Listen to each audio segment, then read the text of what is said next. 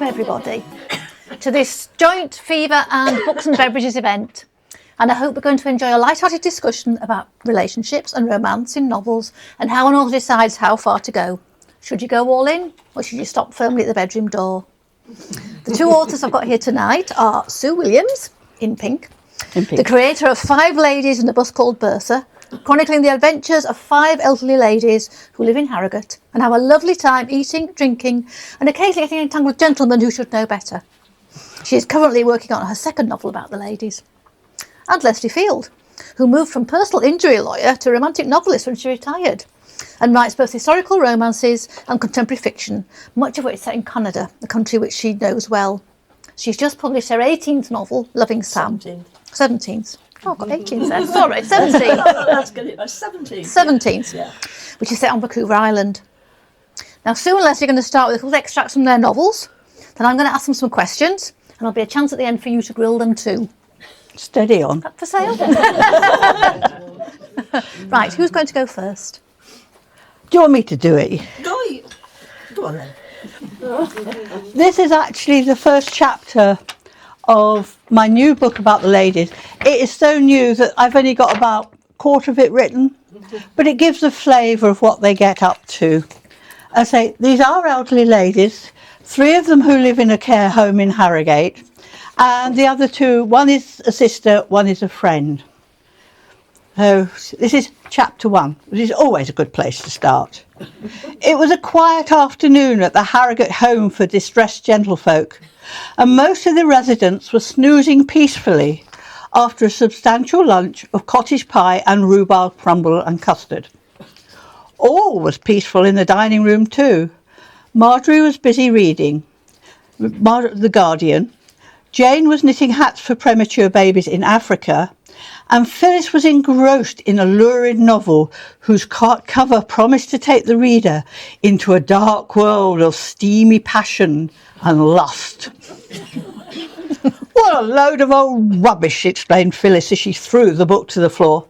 There's more passion in The People's Friends, and as for the hero, what sensible woman would ever throw herself at him?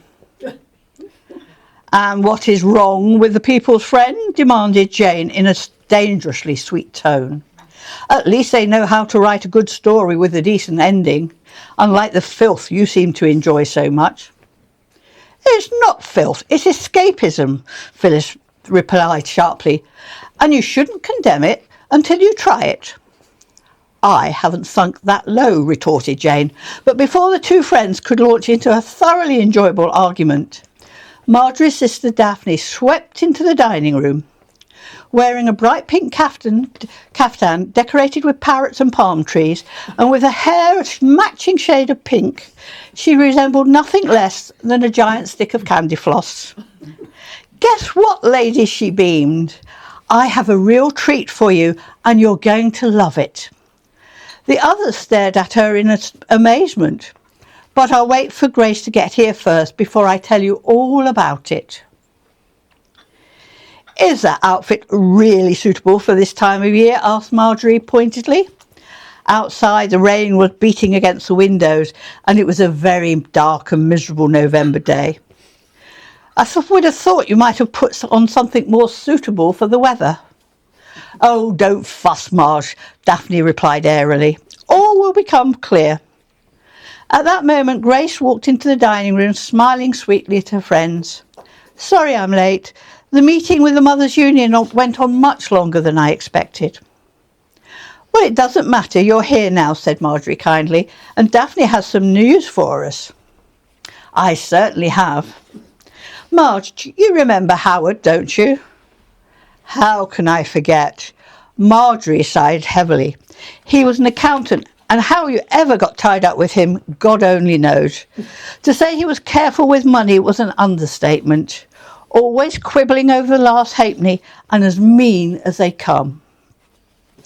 He wasn't all bad, protested Daphne, and he was very generous to me.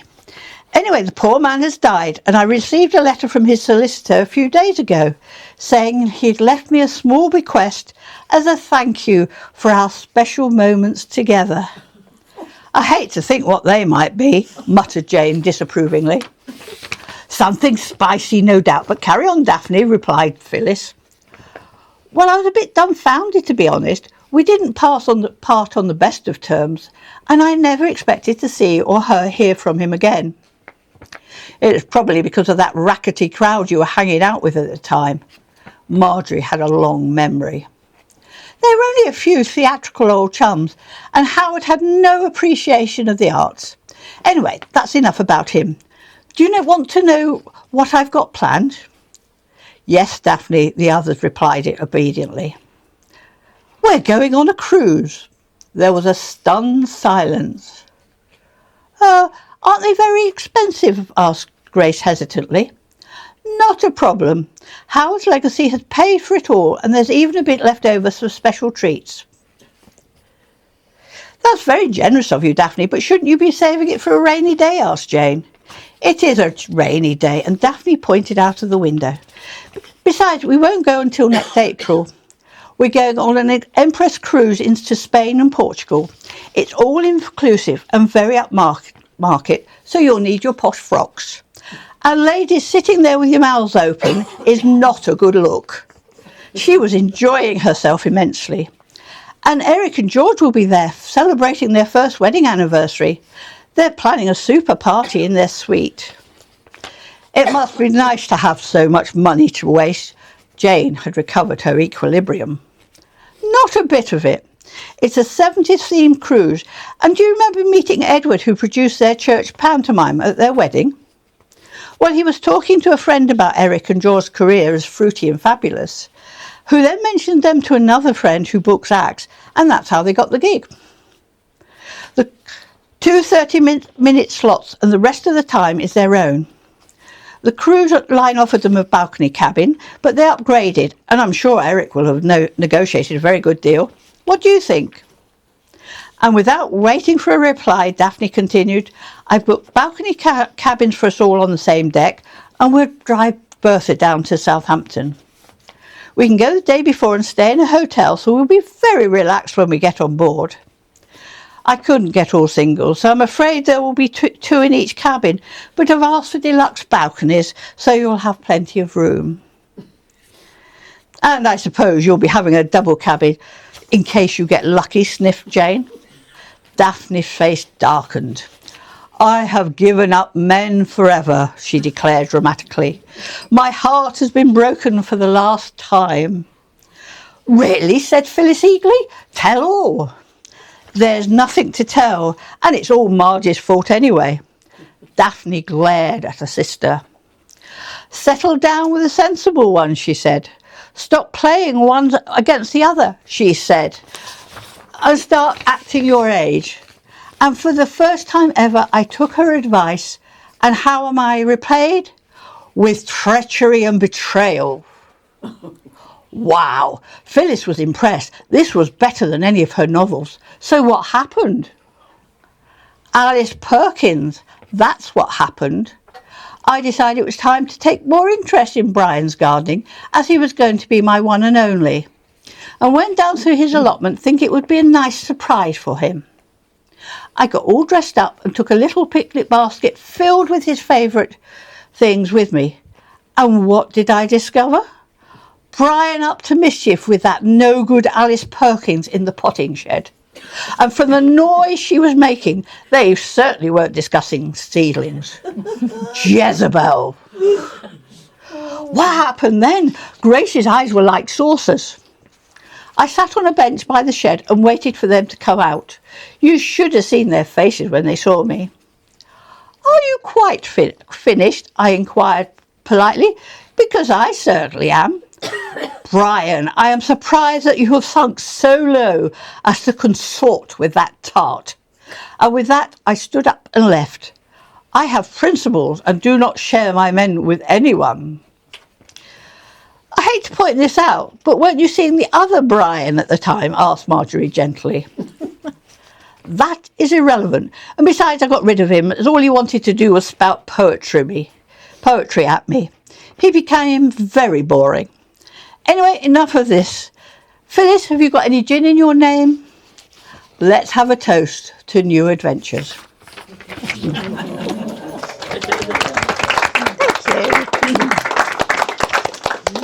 So, Lesley, your turn. Right, well, mine's a bit more serious. No, surely not. Oh, no, yes, how do I follow that? Yes, your characters have got to meet at some point in time. So I've taken this from when Eleanor is my heroine, Ellie for short, and Sam, obviously, the book's named after him. He's our main character. And this is how they met. This is on Vancouver Island at a place called Campbell River. And Sam runs a Wildlife Express, which is a wildlife touring company. You go out into the strait and you see all the wildlife. So at precisely 2 o'clock, Ellie crossed over the road and made her way into the office for Wildlife Express. When all of the group were present, they were given a detailed safety talk before being led down the jetty to the waiting boat. As they approached the boat, she felt a surge of excitement. What would they see? Perhaps a humpback whale, or even some orcas? Her mind grabbed at all the possibilities this afternoon could bring. Accepting the outstretched hand, she made to step onto the boat. The sudden awareness that shot through her fingers brought her head up suddenly, and she found herself looking into a pair of twinkling blue eyes. "Thanks," she mumbled, stepping down onto the deck.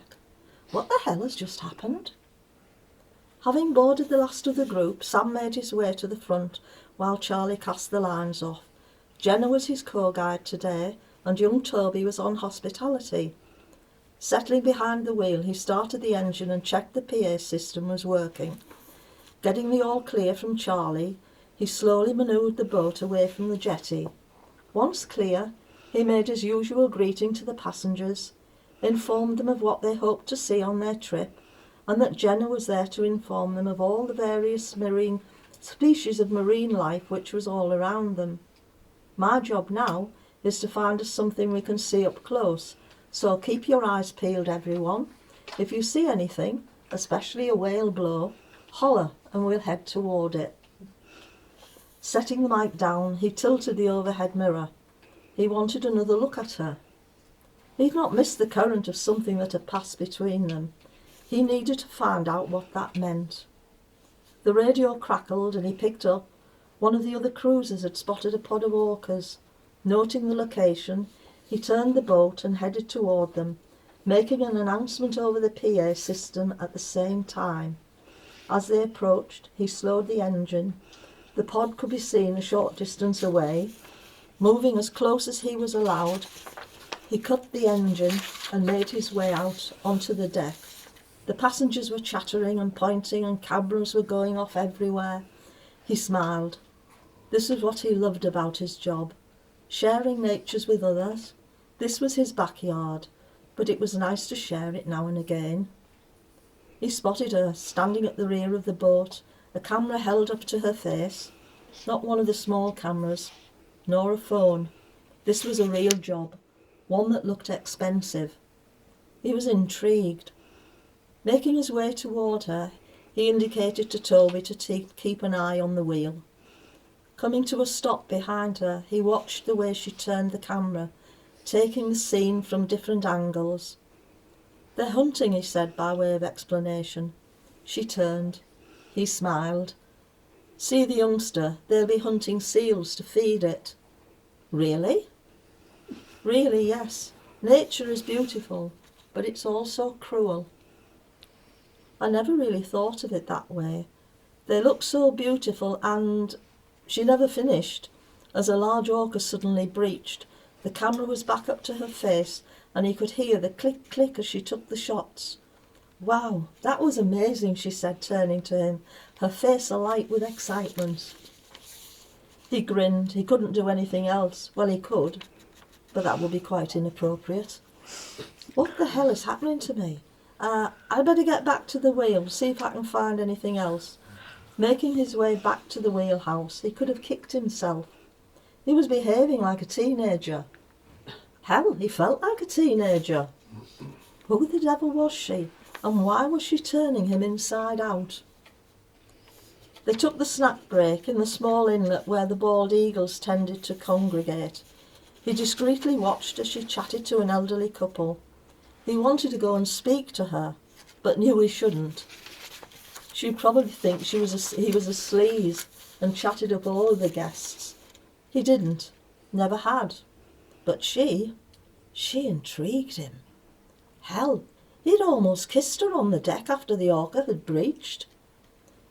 The thought of it made him wince. No, he'd wait until they got back to Campbell River, then find out a bit more about her. Possibly over a drink or coffee. The tour had been a success. Apart from the orcas and the eagles, they'd spotted a humpback whale, and the porpoises had swum alongside the boat as they made their way along the strait. Manoeuvring alongside the jetty, he waited while Charlie secured the ropes before cutting the engine. He saw her step onto the jetty, but there was no way he could reach her, so all he could do was watch as she walked away. Damnation, he cursed softly as he climbed off the boat. Charlie heard the curse and where he was looking. Chuckling, he said, "Bit like fishing. There's always one that got away." "What? You, going all googly-eyed over Miss Tall and Leggy?" "No, I'm not." "Ha, well, if you look like that when you're not interested, would love to see you when you are. Go clean the boat, you old codger." "Yeah, sure, will, Captain." Sam laughed. "One day, I know, but you'd miss me." "You know me too well. Give me a minute and I'll lend a hand," called Sam as he headed off into the office. He needed to check the passenger list. At least he could find out her name. A short while later he joined Charlie. None the wiser. There were 2 unattached females, and he didn't know which one was her. He sighed. "No luck, Captain," said Charlie with a grin. Sam was about to argue, but saw no point. Charlie knew him well enough to know what he'd been doing. "No, 2 single females." "Ah, well, plenty more fish in the sea, boss." "Not like that one, Charlie. Not like that one." So if you want to know how they got together, you have to buy the book. Thank you. Those were 2 lovely extracts, thank you. Now, you couldn't tell from Leslie's extract that actually, when she's writing about romance, she does write somewhat explicitly about characters and sex. Is this something you've always done with your writing? Well, I started writing around about the era of 50 Shades of Grey. So, sex in a book was somewhat normal expectations. But I'm not as explicit as 50. And certainly not into the kinky stuff. But I do read it on occasions, because I feel that as an author, it's beneficial to see how other authors tackle the subject. Sex is a part of everyday life. I mean, the majority of ladies here have probably got children, and I'm quite sure that they didn't just appear in a basket from a store. Sex, it's part of everyday life. As someone said who once attended our meetings at Beckwith Shaw, she said, why wouldn't you put sex in your books? And I said, well, I don't know. She said, well, sex is part of everyday life. And I said, well, yeah, true, it is. She was a vicar. So I would say that my books are cosy romance with sex. And I do go beyond the bedroom door, but I like to think that it's not nasty. Yeah. Right. Thank you. So, Sue, you always stop at the bedroom door, don't you? So why is that? Well, absolutely. Thing about my characters, in the first book, they were aged from 68 to 83. And we all know, we're all interested in sex and what other people are doing. But it's quite difficult to work out how to write sex between two very mature people. By the time they've gone, oh God, my hip hurts and my back hurts, and oh dear, I shouldn't have eaten that extra cheese at dinner. You know, it lacks the sort of, what I was going to say, the joie de vivre that you have with young people. You know, there's none of this charging around, being very athletic and all the rest of it. It's more sort of, oh my God. So It's much more fun to end at the bedroom door. We've all got imaginations. We all know what happens. That's good enough. Moans and groans. Well, yeah, we can. Put your own to it. Alice Perkins in the potting shed. She might have just had a bad back. You'll never know. Lesley, do you find it hard to write the sex scenes? Sometimes, yes. Why is that?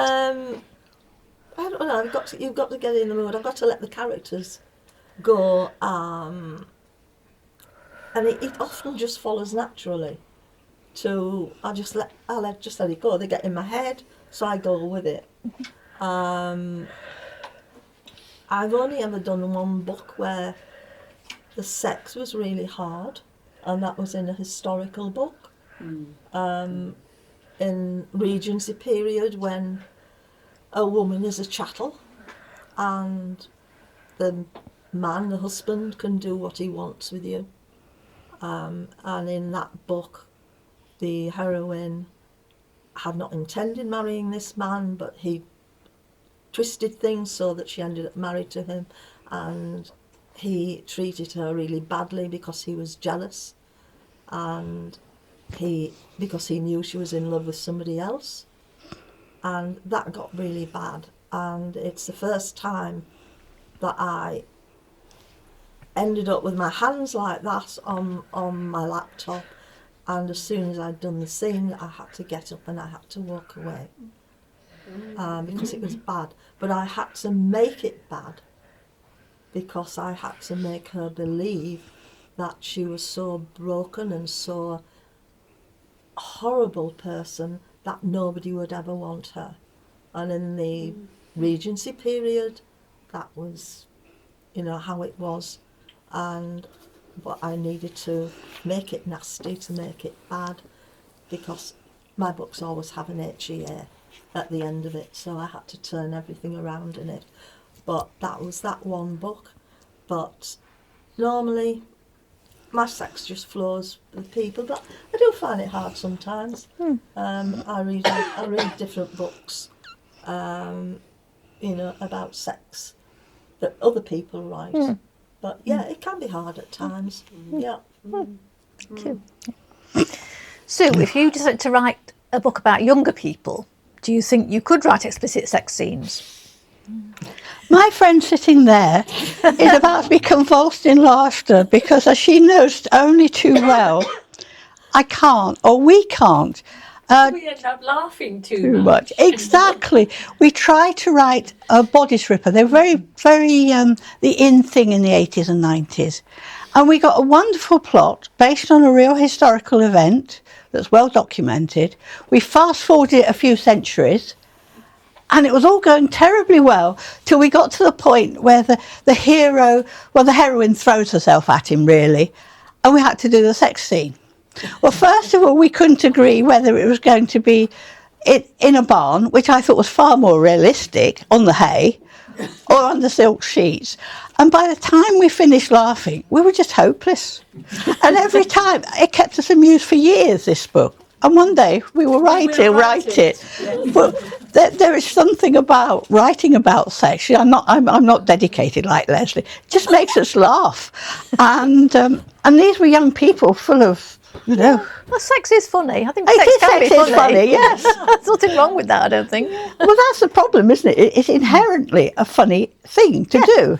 I mean, I'm not saying that, we don't all do it, but it is something that makes not a lot of sense. And it's really, really difficult to write without collapsing into fits of giggle like Kate over there. So, no, I'm afraid my explicit scenes are no.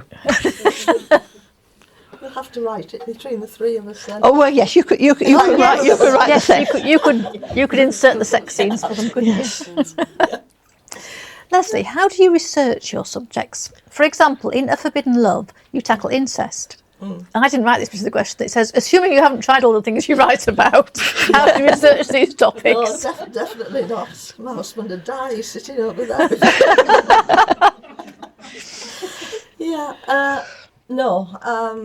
I don't know where the storyline came from. It was just there in my head, so I wanted to write it. I googled. I think first of all the prison sentence in Canada for incest. You know, an incestual relationship, and found that I think it was something like 12 years. But it was surprising because then I clicked on and I went further in, and it was very surprising how many people were living in an incestuous relationship. Sisters, brother and sister, father, daughter, and some of them had children. And happily so. Oh, happily, very happily so, yes. But secretly. And I just thought to myself, how awful to be so much in love with somebody, to share your life with them, but not to be able to say who you are and what your real relationship is. But that's it, you know. It is as it is. It happens. But that was it. It was Google, and I was surprised at the number of stories that it pulled up. You know, that people had, well, just short little things that they'd put in about, I've been living, you know, for 20 years with my brother. You know, we've had 3 children or something like this, and yeah. But yes, that's where I got it from. Yeah. But I had to turn that one around, of course, because obviously all my books have an HEA. Yes. Happy Ever After. So Sue's dying to know how I did it because she hasn't finished reading it yet. Well, I do know that's the most infuriating thing, because Lesley and I belong to the same writers group, and when she was writing it, she explained how it all finished, and it was very ingenious. Now, old days is obviously galloping, because I damn well can't remember, so I've got to finish the book to find out how she does it. I have to also say for Lesley, she actually wrote at the beginning of the book the most lovely foreword, thanking all the people who'd reached out to her, and it was very, very sensitive. So some of the sex may not be very sensitive, but her foreword was absolutely wonderful. Yeah, thank you. That's all right. I'll send you my bill later. A question for you both here. Do you think sex sells? I couldn't possibly comment, but yes. Yeah, no, I'm sure it does. Yes, it helps. I'm sure it does, yes. Yeah, I think it helps. I read books with sex in, I read books with none, what they call sweet books, and I enjoy them. But I think, you know, sex does sell, because some people want sex in the books, and that's it. Yeah. The success of 50 Shades of Grey was quite astonishing, wasn't it, really? Yes. It was like people had never read a book with any sex in. Yeah. It was so popular. It was, and there was an awful lot saying that was grooming in 50 Shades. And I kept thinking, no, it's not. It's not. Look at it. Read it. He's falling in love with her. You know, people say, no, it's not. He is falling in love with her. And in the end, it was almost a turnaround, because she was the one then initiating him things. And I really enjoyed it. I read the whole lot of them. And then, of course, she brought the same books out, but from the other point of view. I think that was done from her point of view, the first one, from the females. The second one was from his point of view. And I actually preferred it from his point of view. I think you got more the feeling of him falling in love from that POV than you did in the actual ones that she first published. Yeah. But it spawned a massive industry for a little while of, of books, didn't it? It did, yeah. You went and bought them, you know, and quickly went and paid for them. I remember I got a couple in, I think it was Tesco's or somewhere, and I got one there, and I said to her, did she have the other one in the series? And she said, I don't know. And I was being very discreet getting them, and she yelled from one end of the shop to the other, have you got you know, thank you. But they did, and I got it, yeah. So after that big resurgence of books about sex with 50 Shades, there seems to be a trend towards making books less sexually explicit now. Are you reflecting that in your newer books, do you think, or not? Yes. Not less sex. I'm trying to make it more sensual sex. Right. I read quite a lot of an author called Bella Andre, who's an American author, and she, in my mind, writes beautiful, beautiful, sensual scenes for sex. You know, they can be like 3 pages long, or 4 or 5, before you actually get to do it. But it's just beautiful. It's just beautiful reading. Yeah, but in a really nice way. Yeah. Nice is a silly word, but it's the only way I can think of it. Tender, loving. So yeah, but yes, I am toning down. We shall see. All things will.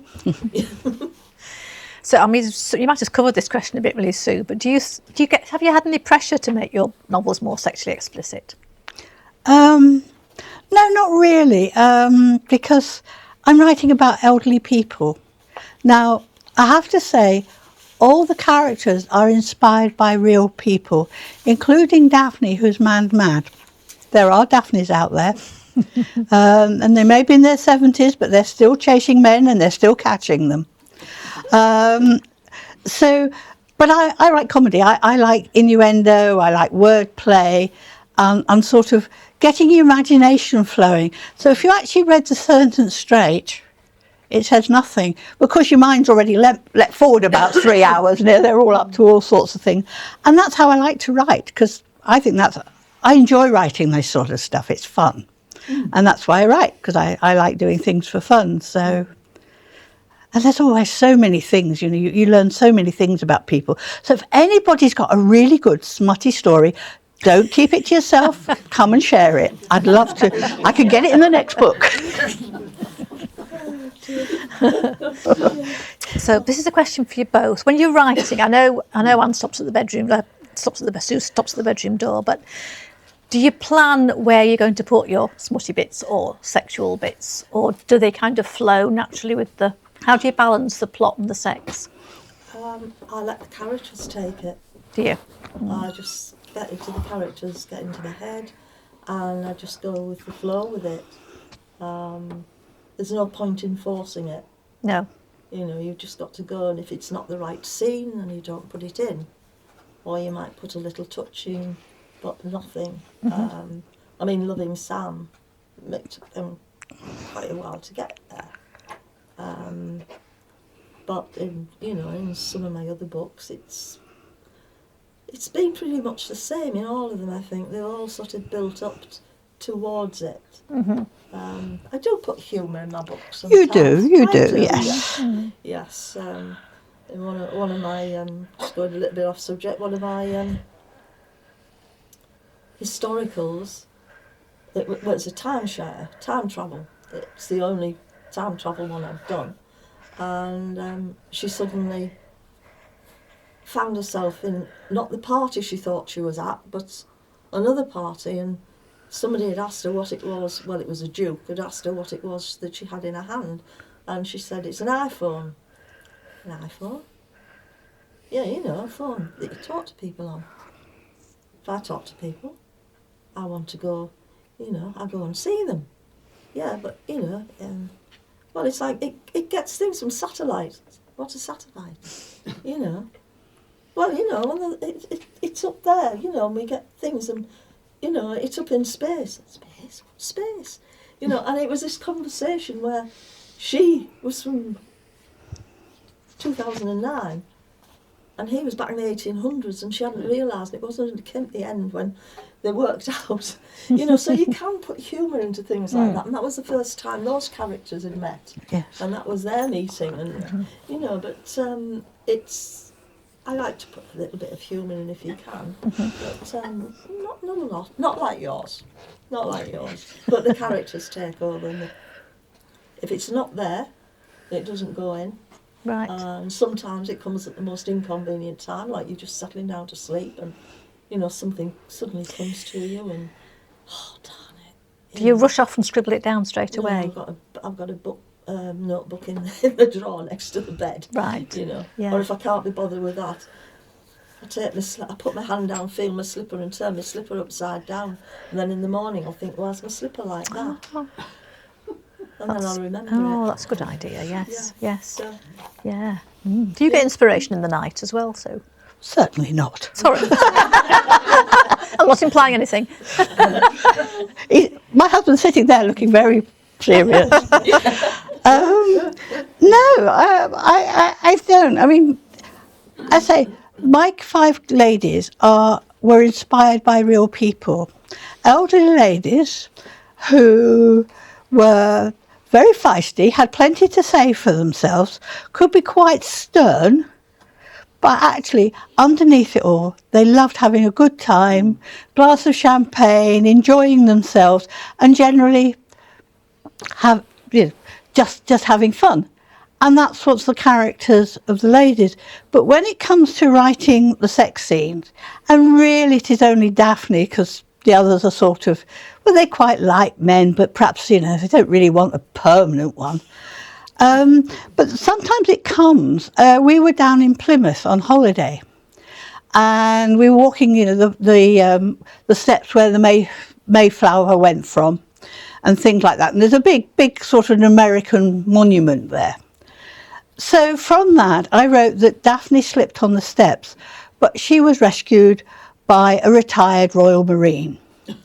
And Royal Marines, it's just changed quite recently, always had moustaches. So anyway, I mean, this is in the first book. So I thought, well, what can we do with the Marine? I know, he'll offer to take her for a nice walk.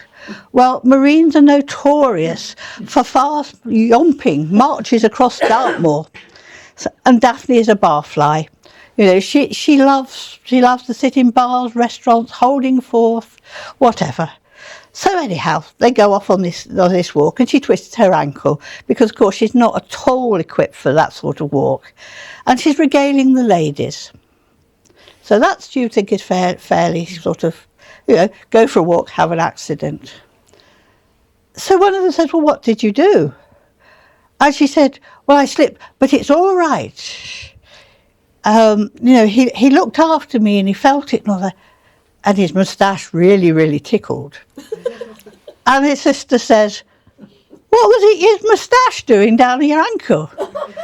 I didn't say it was my ankle he was kissing. So obviously it was her hand. But, it just, my brother-in-law is an ex-Marine, and I know I've met a lot of Marines because I was in the Navy.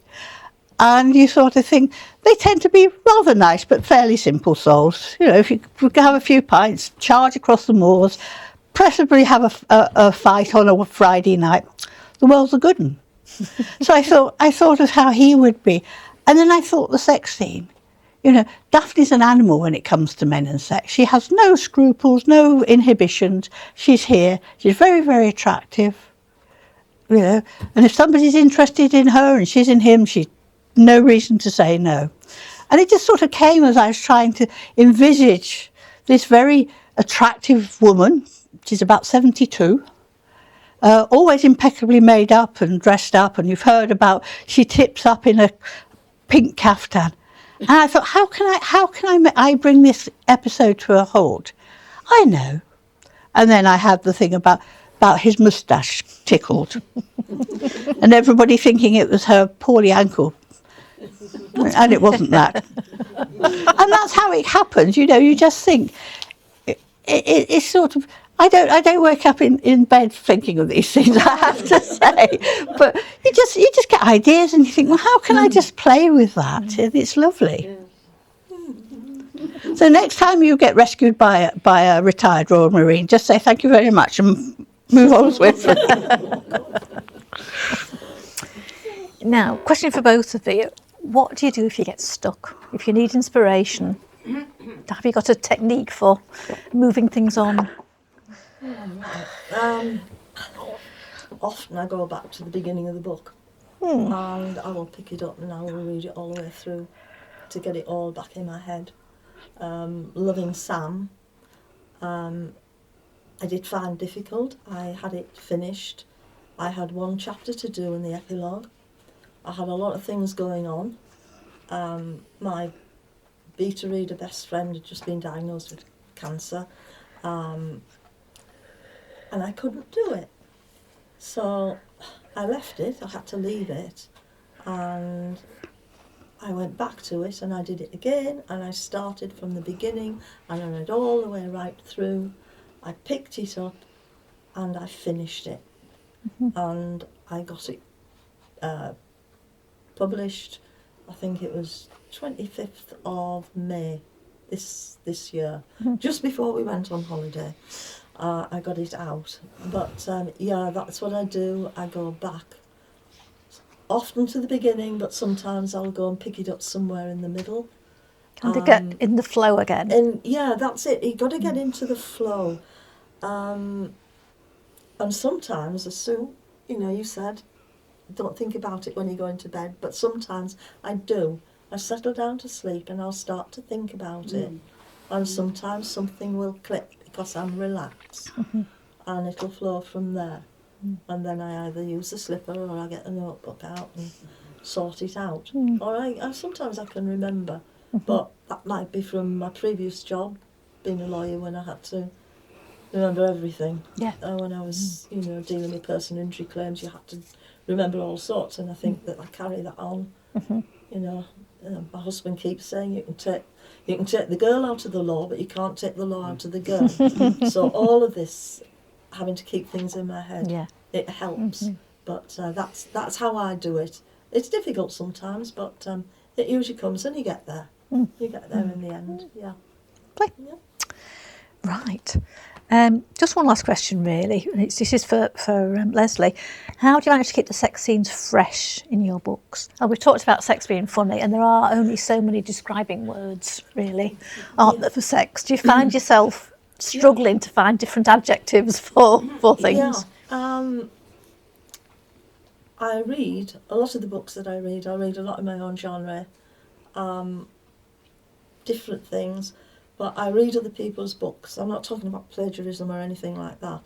But you pick up on how they deal with it, how they deal with the sexual situations, how they bring the couples together, and you start thinking about it, and you think, oh yeah, and that's good. If you do that with that, and you do this with that, and you somehow, it changes, and you look at it from a different aspect.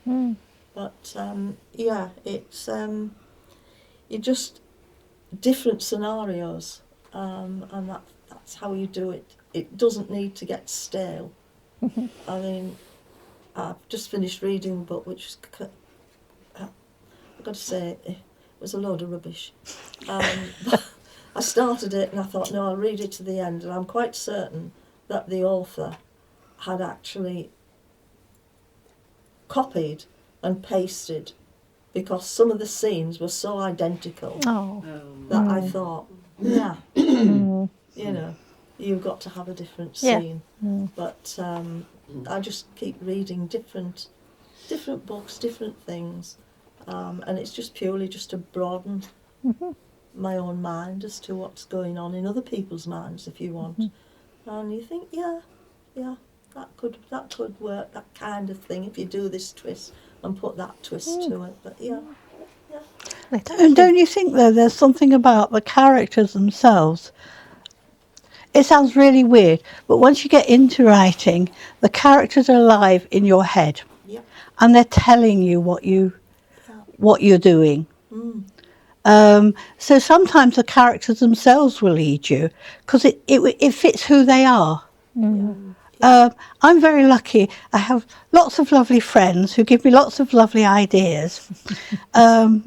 not about sex ones. I'm not saying what we talk about.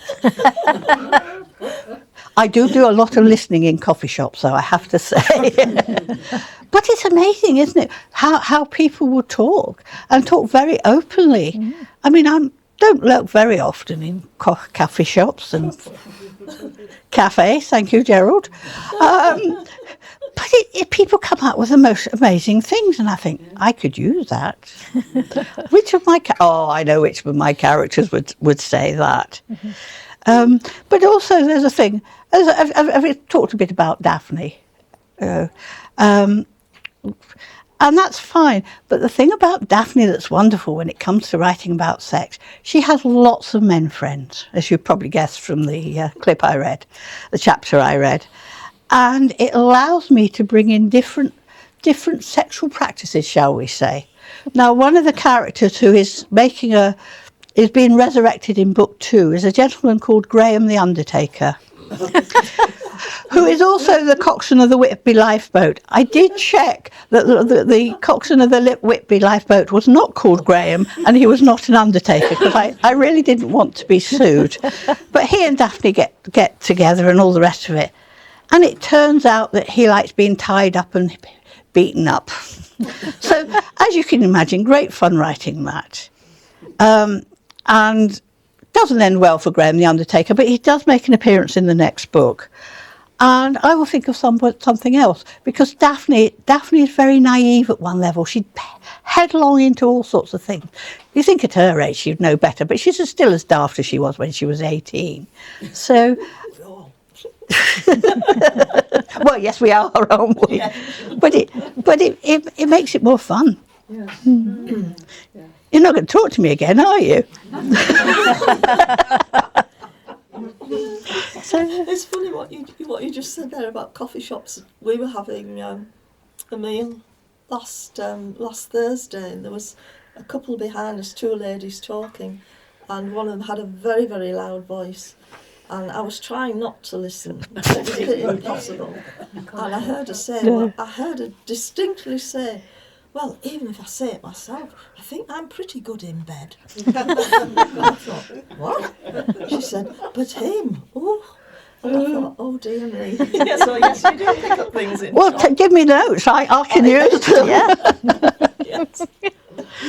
Thank you, ladies. I've reached the end of my questions, but has anybody got a question they'd like to ask our 2 lovely authors? I've got a question for Lesley.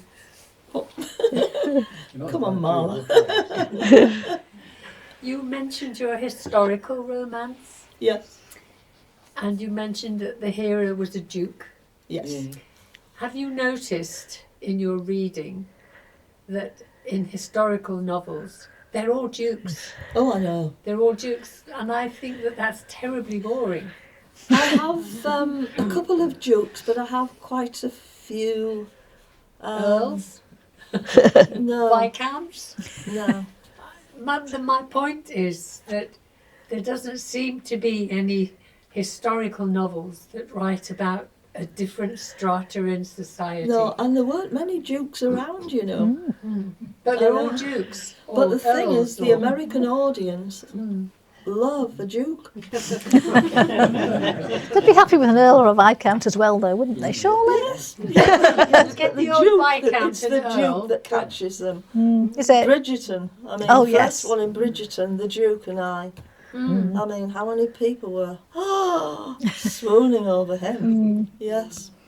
Me And I suppose that's the thing, isn't it? Once you start writing seriously, and I do sometimes write seriously, not often, you do start thinking that you want to sell your books, you want people to read your books. And if, as you say, in America, they probably don't want to know about the peasants toiling the soil in the Middle Ages, but they're desperately interested in the local lord of the castle. Yeah. So you tend to put your book towards that. And in fact, the bodice ripper, he was definitely a wealthy young man because he was part of Henry VIII's court. So we stand guilty. Yeah. I mean, there's enough American writers who write historical.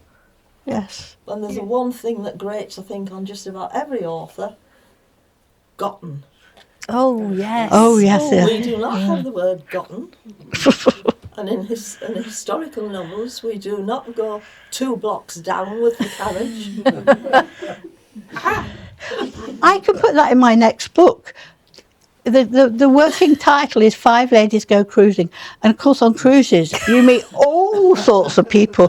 Perhaps we could have a rich American who Oh yes, says gotten. Yeah. gotten. I've gotten this and I've gotten that. And Jane being an ex-headmistress and very, very strict in her younger days. I mean, she could have great fun pulling him, poor man, to pieces. Thank you for that inspiration. All right, you're welcome. I'll send you my bill. Got some more questions? Oh, Yes, please. I think you were slightly ahead. I think. Well, I'm slightly worried about your search history, Lesley. You need to be. Well, I sometimes wonder, if ever the police needed to check my laptop and think, why is she on this site? Why is she? Well, yeah, no, you just gotta do it. Can you insure yourself against that sort of thing in any way at all? I would never have thought about it, to be honest. Most of the things that I do check out are about carriages, the horses, the different clothing that they wear and things like that. And I've just got folders on my desktop that if I need anything like that, I just go into it. But I try and deal more with the characters and the person rather than a lot of the incidental. And I've read some books where they've gone into great detail explaining everything that's in the room down to the forks that are on the table, by which time you've thought, no, just get on with it. Whereas I like to keep it concentrated on the characters and the close relationship building between them and keep them in the situation, in the environment that they are. I think that's easier for some writers can't cope with a lot of things going on. I've started to read books where by the time I've got the end of the first chapter there's about 16 characters in it and I've completely lost the plot of them all. And that to me is a point when I think, no, I don't think I'm going to read anymore because I'm not going to be able to follow it.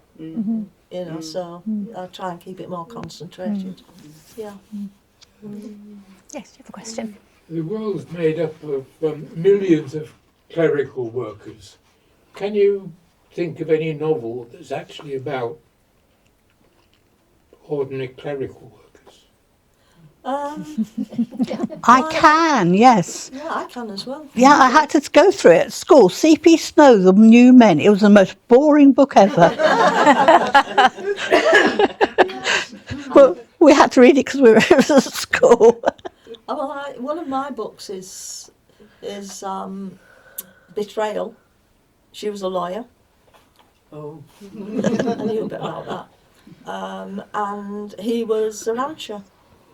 He owned a ranch. And there was a twist in that because there was sort of a bit of crime in it as well.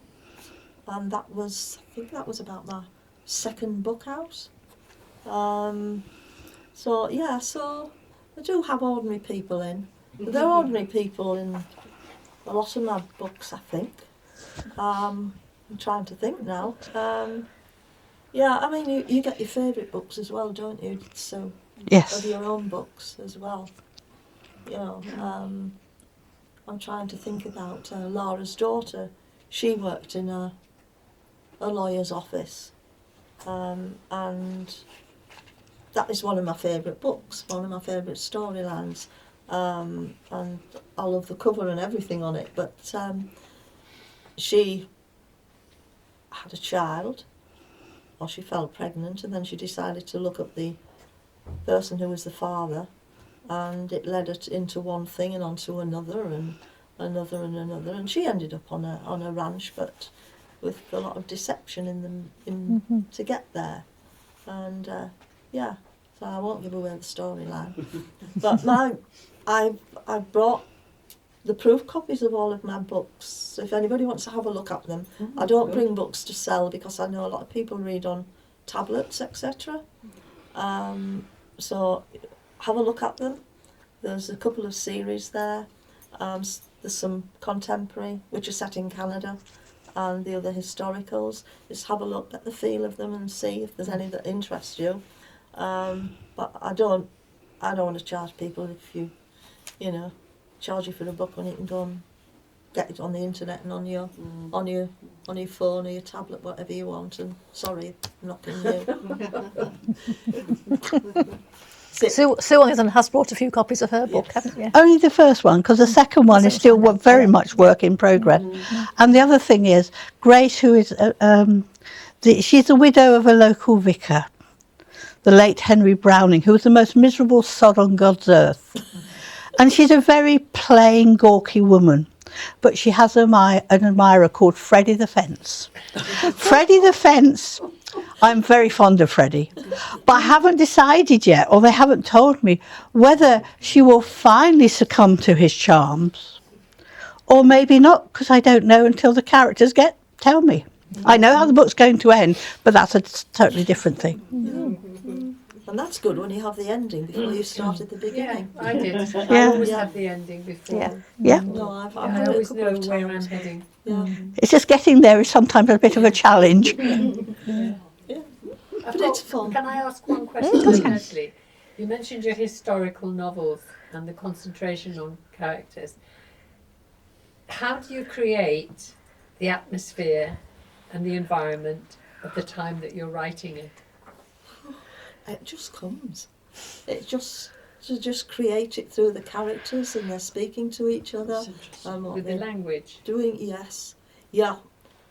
I do not abbreviate in my historical novels. It is always, it is good to meet you, not it's good to meet you.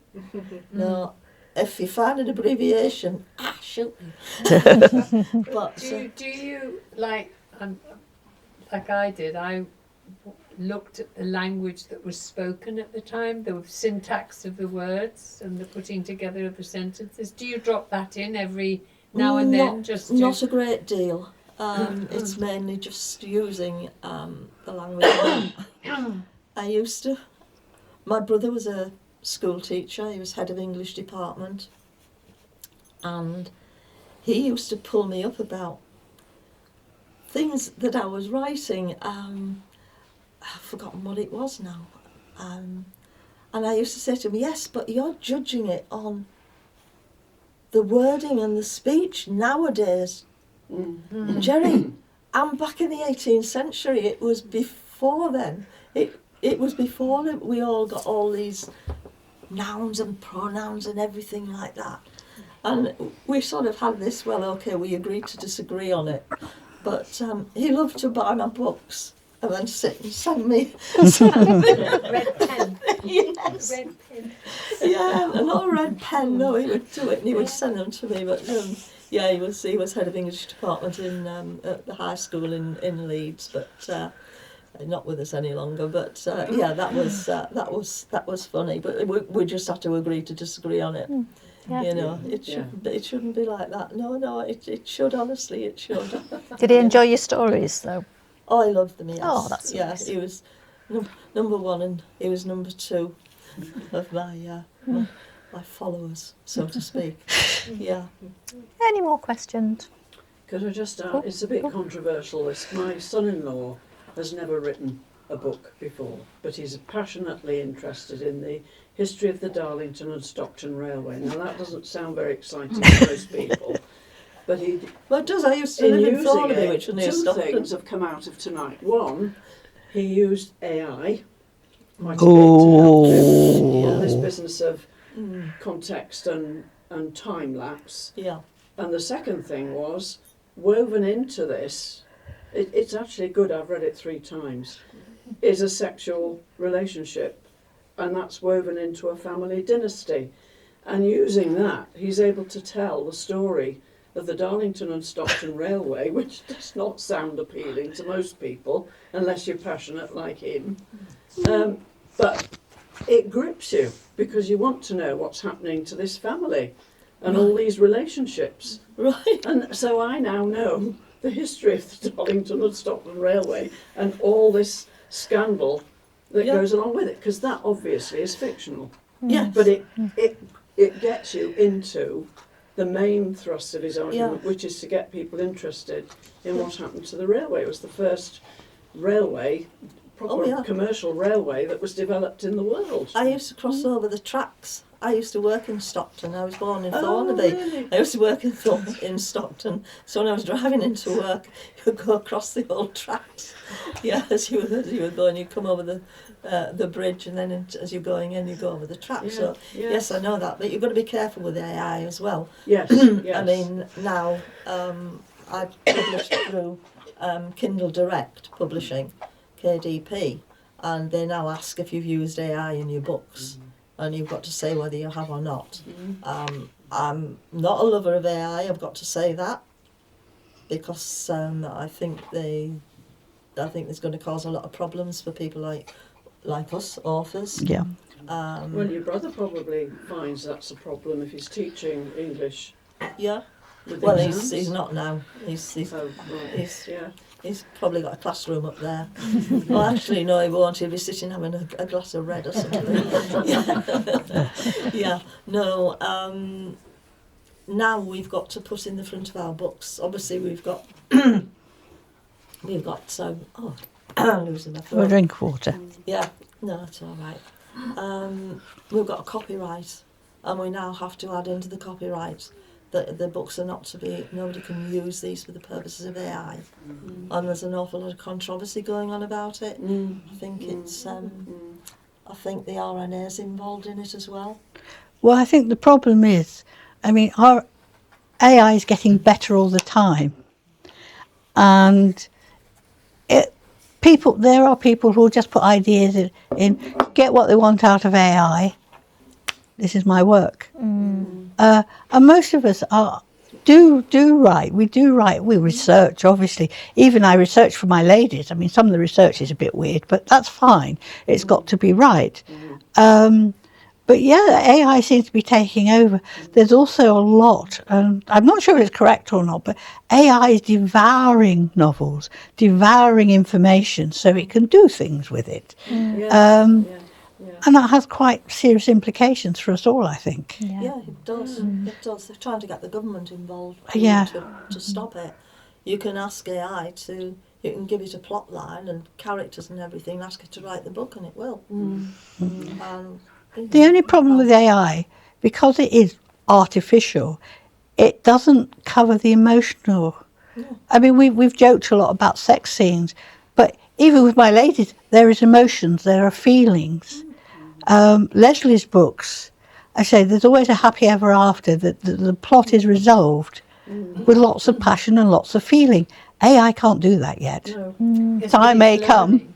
It's learning. It's learning all the time, isn't it? But it's not, because human beings sort of fire off in all directions. AI is still fairly straight down the middle, but there will come a time. Oh, yeah. Gentleman at the back had a question, didn't you? Yeah, I've been reminded of a survey which was done by, I think it was Amazon. If it wasn't, nobody sue me. And I had a look at romance novels in general. And they found that massively, by a colossal factor, one of the biggest recurring concepts that were written about and what sells is the concept of, let's call it, taming the bad boy. Whether it's a werewolf, a pirate, a high-powered business tycoon that does people over, a criminal, whatever, a gangster. There's this, the general concept is taming the bad boy.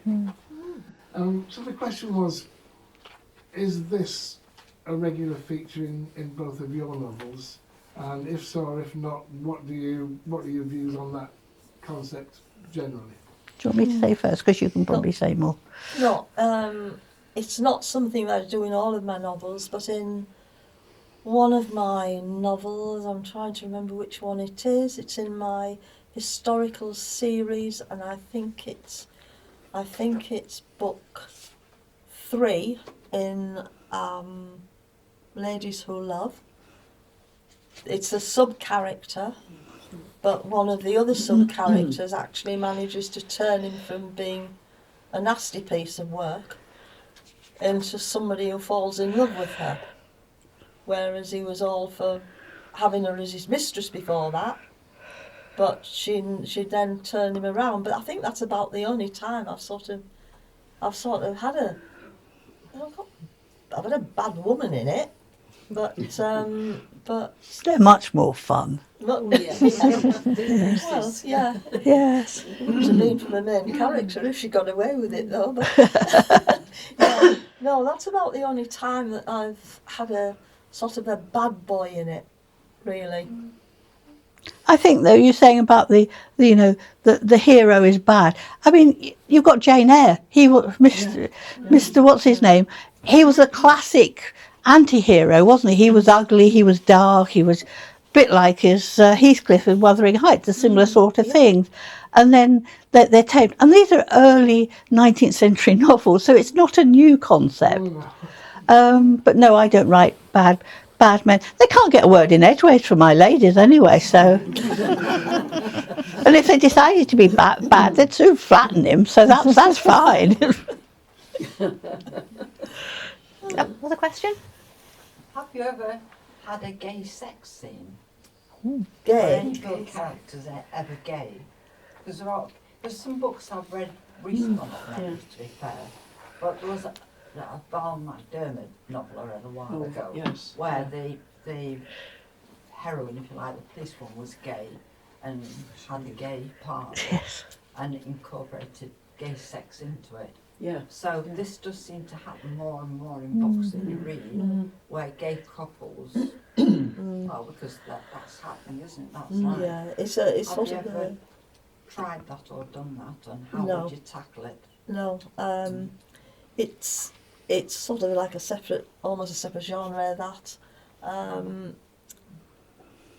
the book that I said earlier that I read that I didn't enjoy, that was actually two women, and that's the first book I've ever read about two women being together, and it left me completely cold, and all it kept saying was, oh yes, oh God, oh yes, oh yeah, all right there. And I thought, hang on, you've said that about half a dozen times already, and it went through and through. And last night, I mean, my husband will confirm this, I sat up to finish it because I wanted to get it finished and out of the way so I could get it off my Kindle because I was fed up with it. So no, I don't. That was the first book I've ever read, and I read it out of curiosity to see how somebody tackled it.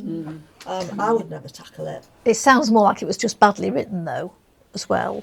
If it was the one that was copied and pasted. She's got quite a few books out. I saw her name and I looked, at what she had out. I'm not going to say her name, obviously.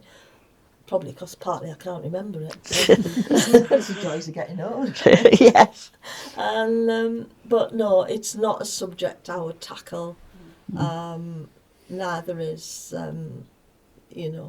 kinky two-on-one or anything like that. I might read them for curiosity to see how somebody deals with it, but it's not. Mine are straight, if you want. Straight, simple sex, man, woman, and that's it. Yeah. I'm thinking here. Hello. Does Jed need to get worried? No, we've been married too long. No, I do have gay characters in my book, in the first book of the ladies, and they're wonderful characters, so they're getting an outing in the second book. But actually, for them, I wanted to turn the norm on its head. So although they are fruity and fabulous, they were very successful theatrical entertainers. They've been together since teenagers. They are totally devoted, so therefore they are very boring. They're like any other couple that's been together forever. They know each other really well, and that. So there isn't really that sort of very explicit sexual relationship. Plus, they're both in their 70s now, so they're getting a bit past it. But no, I've never actually written anything that's explicitly sexual with a gay couple. No. No. Not something what that. you're doing, I think. Sorry. What was that? We missed that. She said you have to know what you're doing. It is fiction. She wasn't a Wren's member. I was in the Navy. It was an interesting time in my life. All the nice girls love a sailor, and quite a lot of sailors love the nice boys. But there you go. This is what I mean about sex making me laugh. Yes. There's a So lady at the back in green who would like, got a question. I'm interested to know how you structure your writing group and also how it helps you get over the sort of solitary nature of writing. Oh, right. Well, ducks. yeah, we're very sociable as writers. In fact, my problem, and I'm looking at Edwin, who's sitting there very quietly at the back, because he once said to me, "Hi, Edwin." Less coffee and more writing, because I use my coffee and cake as, I find out all sorts of things, we do. But writers, because it's so solitary, we find other writers. We have a lovely time. We have meetings, we have lunches. Plays havoc with the actual writing, because that's far more fun. But Yes. yeah, Yeah. It also gives us ideas. Yeah. Yes, it does. Talking Bounce to things off. other writers and helps you get over sticky parts and sticky spots. would you mind what you're saying, please, madam? When did you meet? Daytime, evenings? Is it Lunchtime. coffee or wine or Lunch. Yeah. how does that help you? She's never in. Well, we meet Monthly. lunch monthly, first The Thursday in Scribner's every meet. month. Yes. Apart from January and February, because of the weather, because we come from different areas. I mean, we are depleting. It was called the Flying Ducks. It was an RNA, Romantic Novelists Association group. But we've now disaffiliated from that because I think there's only, 7. there's 7 of us. There used to be about 24 of us in this group. There's now 7 now. But we're not affiliated to the RNA now, No. we're disaffiliated. I think there's only myself and, Jackie. Jackie. Yeah. There's only 2 of us who are now still members of the RNA. We didn't fall out with them, it was just that the rules were such that they brought in. We couldn't share things with other members of the group. So the easiest thing was to do what other groups had done and just disaffiliate. But still fine, I'm still in the RNA, and I still get information from them, and I'm still able to say that I'm a member, but no, we have a good chat. We do. Sometimes there's more chattering than bookery stuff talked about, but we have a nice meal, We do. and then we all go our own ways and then meet again in a month's time. And are there any men in your circle, or is it There was one. right? Yeah, he's sadly he's passed away. That was John Jackson. We got 3. Yeah. And another one to join us, I think. Have we? Another Yes. chap? Yes. Right. We're going to be outnumbered as We're going to women, be aren't we? outnumbered, yeah. Yeah. No. Yeah, we're a U3A writing group. And we are writers. We come together to share what we've written rather than to learn how to write. But it's a good group to be able to go to and say, I'm really stuck with this, what do you think? Or how do you think I can move this on? Or what can I do with this? Because we give each other constructive criticism. Yeah. And it works. I think there's lots and lots now. There's creative writing groups, there's creative writing classes. There's a lot more than there was a few years ago. So you don't have to sort of scribble in your attic with your pen and quill and ink. I say writers are a surprisingly sociable group. So, and maybe that's a reaction to sitting in your study and bashing the laptop or But there is the time when you do have to sit in the study and bash your laptop. steady on. You actually can't get away from it, can you? No. As much as you try. Yes. Yes. Well, I'm a bit out on a limb really for groups because I live at the coast, so there's not many there. So I come through to Beckershaw where we meet each month, and then I go back to my little solitary life. Ah. Yeah, but no, it's fine. It is solitary, but there again, you need that quiet and the peace to concentrate on what you're doing. And there's nothing worse than being right in the middle of doing something and a door opens and a voice starts speaking to you. But my husband is learning.